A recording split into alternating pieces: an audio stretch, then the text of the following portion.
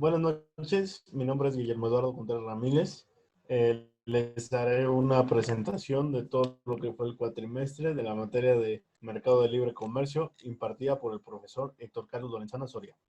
El mercado de libre comercio es un intercambio de bienes o servicios tangibles e intangibles que generalmente lo hacen entre diversos países o estados, según se les llame o se les conozca.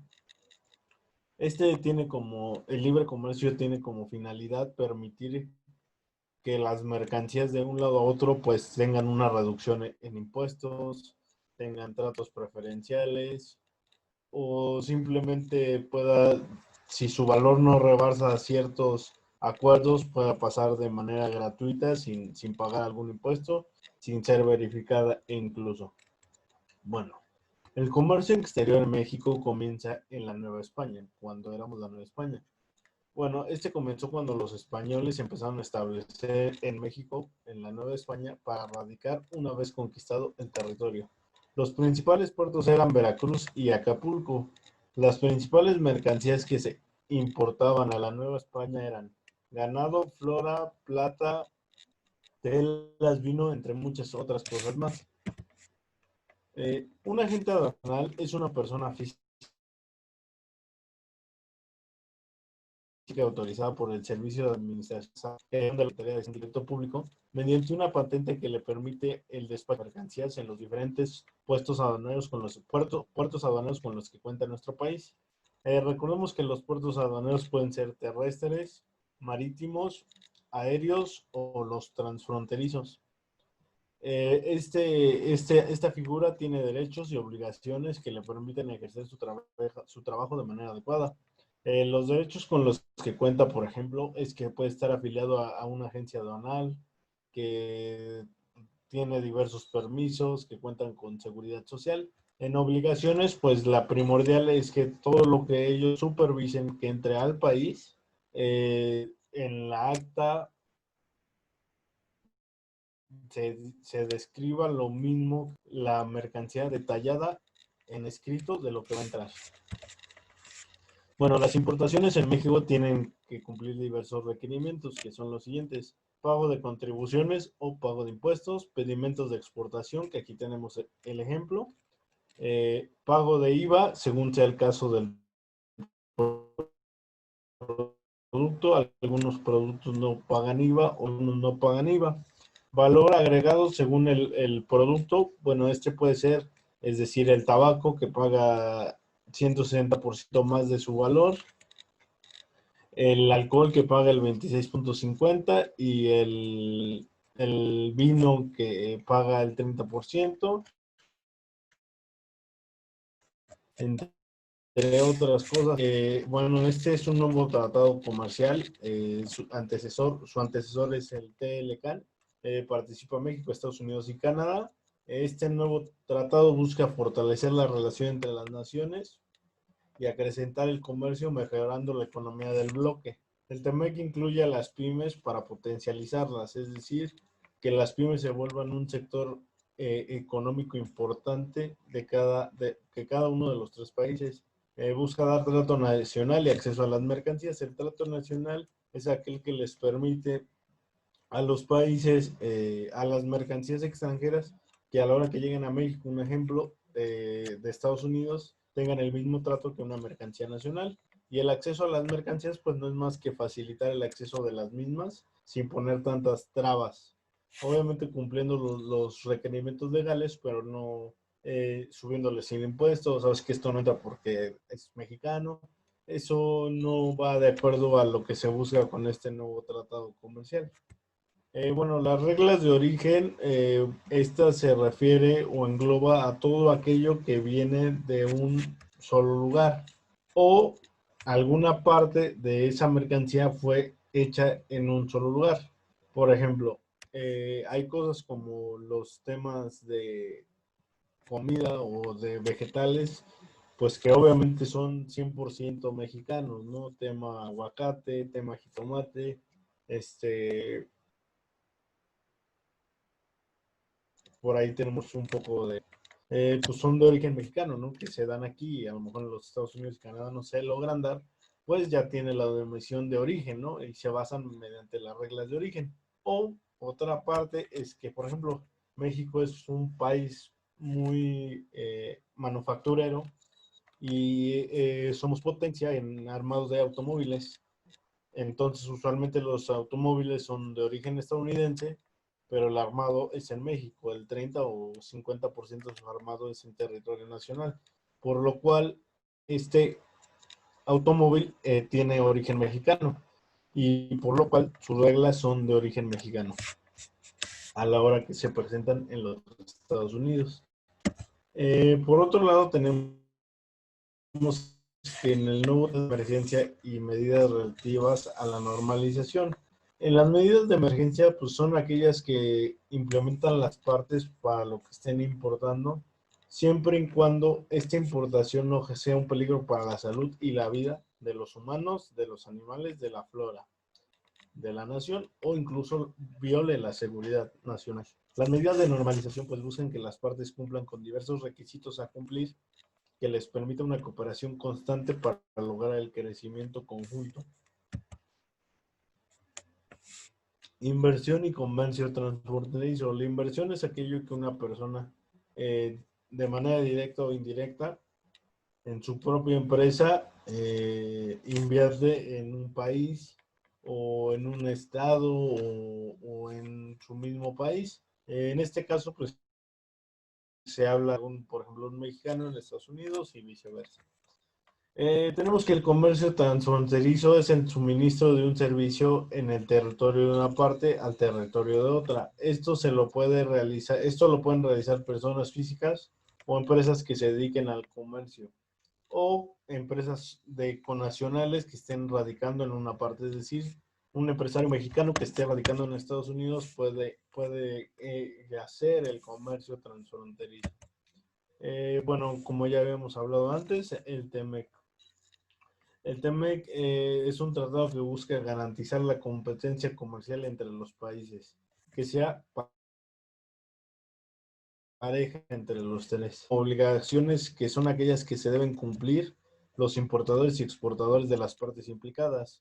Por ejemplo, un ejemplo, los importadores deben de presentar certificación de origen, certificación validada, brindar una copia a las autoridades aduaneras.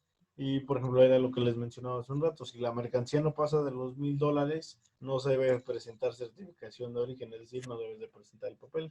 En cuanto a exportadores, pues cada importador deberá llenar su certificación de origen y dar una copia a la aduana. En política de competencia es aquella en la que las partes deberán garantizar la certeza que habrán las leyes para prevenir prácticas anticompetitivas. Las partes podrán abrir procedimientos legales si así lo requieren. Las partes cooperarán junto con estrategias para impedir prácticas anticompetitivas. Se deberá proteger al consumidor de las partes implicadas y garantizar la transparencia en las políticas y leyes que los rigen a los competidores. Monopolios y propiedades del Estado, empresas propiedad del Estado. Tenemos que las empresas propiedad del Estado es aquella entidad que pertenece de una parte de esto. Una parte de su capital es proveniente del servicio público.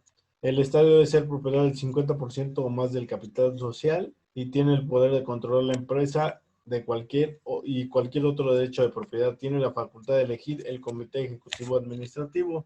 El monopolio es aquel que es considerado como el único proveedor es un territorio privado de una parte que se designa después de la entrada en vigor de este tratado. Recordemos que este tratado entró en vigor el día 1 de julio del 2020.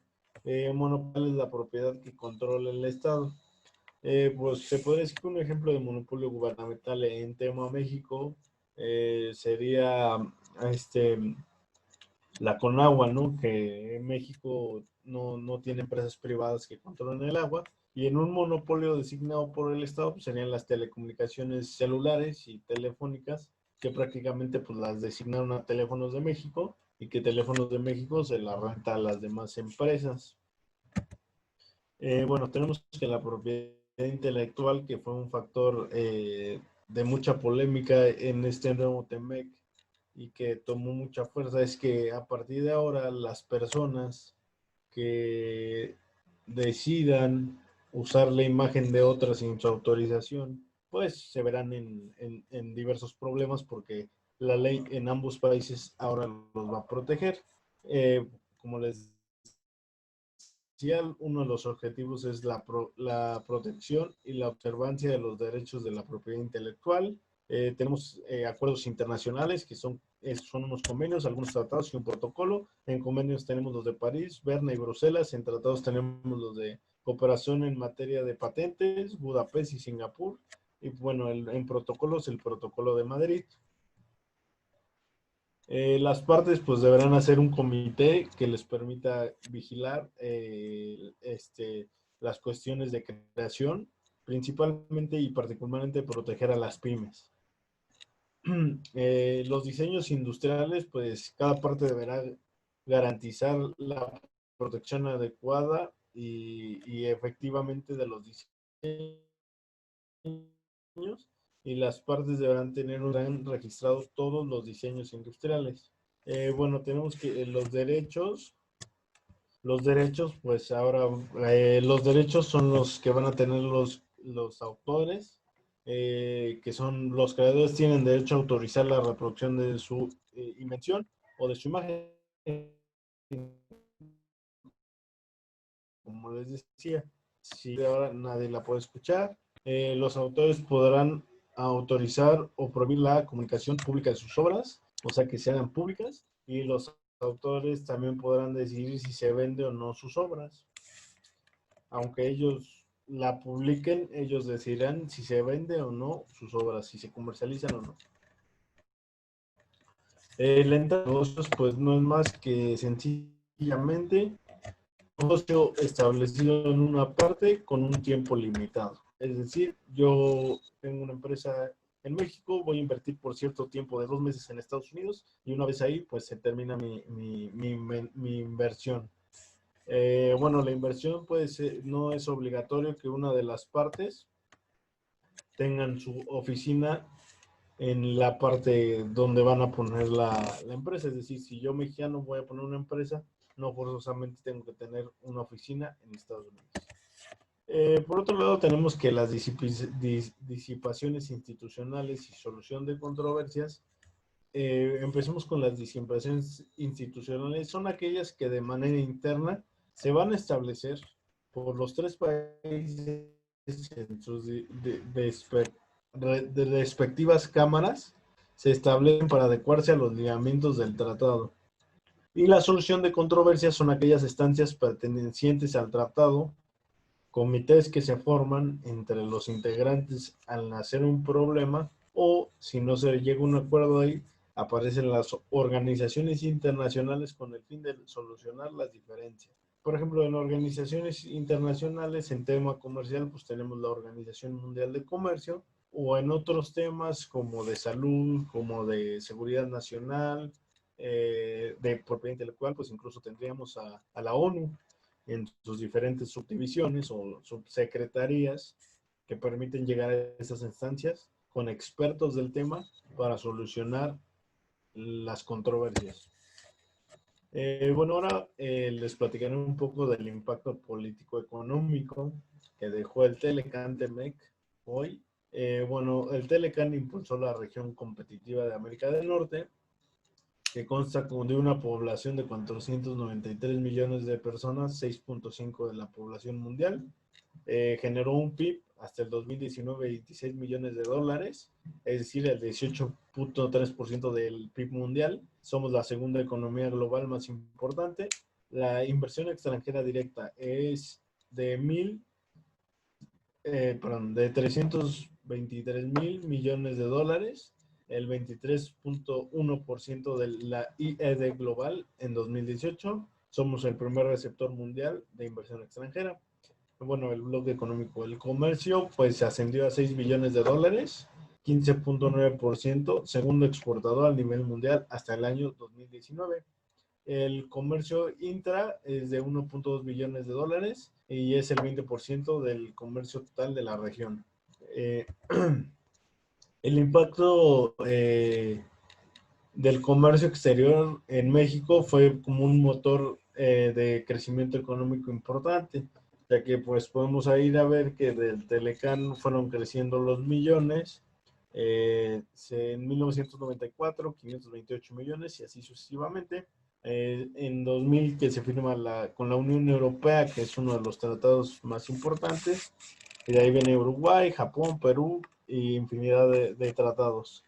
Actualmente México tiene 6 acuerdos preferenciales con 6 países diferentes y, y tiene 3 con 50 países. En estos 50 tratados de libre comercio pues, se encuentra el de MEC, México, Estados Unidos y Canadá. Tenemos el de Centroamérica, tenemos el de la Unión Europea y bueno, diversos más. Bueno, el crecimiento de los sectores de la economía en México fue el siguiente. Gracias a la inversión extranjera directa, las manufacturas tuvieron un crecimiento del 42.78%, siendo el principal sector 2.78% y los servicios financieros tuvieron un 12.78%. Esto es a partir de hace 10 años que empieza a cambiar este giro un poco más, porque en la actualidad, anteriormente cuando entra en vigor el TLCAN, lo principal en lo que se invertía en México era en hidrocarburos, en petróleo y luego servicios financieros. En la actualidad pues, totalmente cambió y somos manufacturas, comercio y servicios financieros. Bueno, la inversión extranjera directa provino principalmente de Estados Unidos, que es nuestro principal inversor, con un 37.92%. Y por el otro lado tenemos a Canadá, que es nuestro segundo socio comercial, con un 30.53%. Estos, pues obviamente por el tratado que se tiene con ellos. Posteriormente, después de ellos, sigue España, eh, Alemania, Reino Unido y la Unión Europea como bloque.